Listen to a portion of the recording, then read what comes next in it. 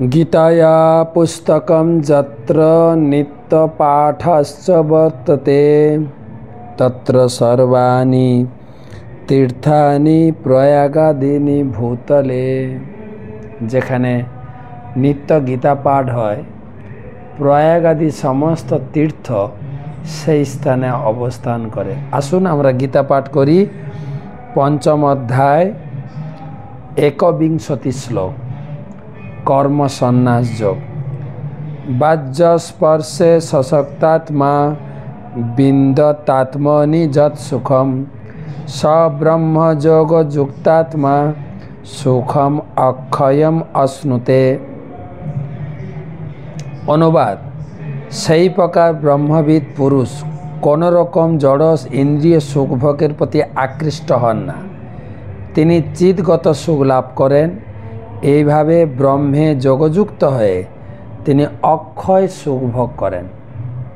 আমরা আলোচনা করছি যে ব্যক্তি ভগবানের সেবায় নিজের কর্ম, নিজের বুদ্ধি, নিজের মন, নিজের শরীরকে যুক্ত করেছেন, তার লক্ষণ তিনি এই জগতে কোনো প্রকার সংসারে আবদ্ধ হন না। তিনি সংসার জয় করেছেন ১৯ নম্বর শ্লোকে। ২০ নম্বর শ্লোকে বলেছেন তার লক্ষণ হচ্ছে প্রিয় অপ্রিয় কোনো কিছুতে তার কোনো বিকার নেই। প্রিয় বস্তু প্রাপ্ত হলে উৎফুল্ল হন না, অপ্রিয় বস্তু প্রাপ্ত হলে বিচলিত হন না। আজকের শ্লোকে বলছেন যে সেই প্রকার ব্যক্তি কোনো প্রকার ইন্দ্রিয় সুখ ভোগে বিচলিত হন না। একবার সেই মহাভারতের ঘটনা মনে আছে যে দ্রৌপদী রান্না করেছিলেন, যদি সেই রান্না ঋষি খেয়ে সন্তুষ্ট হন তাহলে ঘন্টি বাজবে।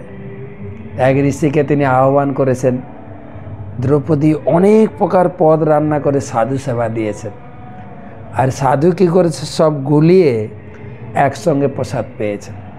দ্রৌপদী একটু মনক্ষুণ্ণ হলে, আমি এত আলাদা আলাদা করে ভাজি, চচ্চড়ি, ঝাল, ঝোল আলাদা রান্না করলাম, এই সাধুর কোনো টেস্ট নাই, একসঙ্গে সব গুলিয়ে খেয়ে নিল, তাতে খিচুড়ি বানিয়ে দিলে হতো।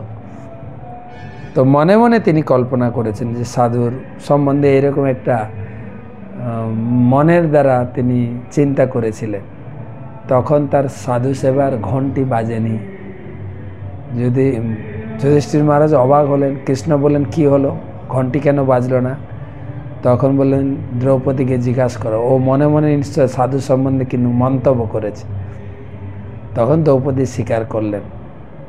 তখন ভগবান বললেন সাধু এরকম না, সাধুর কোনো কিছুতে তার সাত অসাত কোনো কিছু নেই। ভগবানের প্রসাদ মনে করে তিনি গ্রহণ করেন, নিজে ইন্দ্রিয় তৃপ্তিতে খান না। তো তিনি কোনো প্রকারের ইন্দ্রিয় সুখভোগের প্রতি আসক্ত না, তিনি কেবলমাত্র ভগবানের সেবায় যুক্ত থাকেন, ভগবানের প্রসাদ হিসাবে গ্রহণ করেন।